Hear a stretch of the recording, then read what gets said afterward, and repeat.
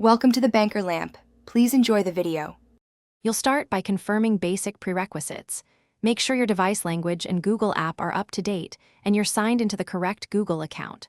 Once done, open the Google app or trigger Assistant, long press Home or say, "Hey Google, open settings." Then go straight to Assistant settings and find Languages.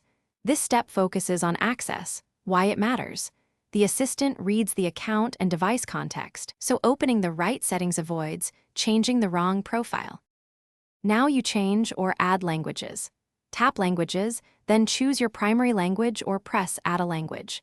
You can select a secondary language. The assistant uses order to prioritize recognition, so place the most used language first. Make sure to accept any downloads for offline voice models if the phone prompts. This improves accuracy without a network.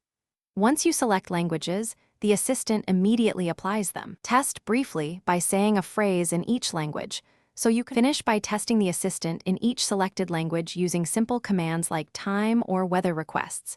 This verifies both recognition and responses.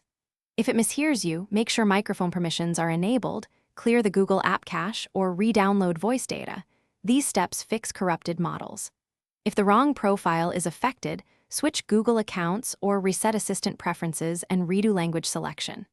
If problems persist, restart the device. That often resolves lingering service or permission conflicts quickly.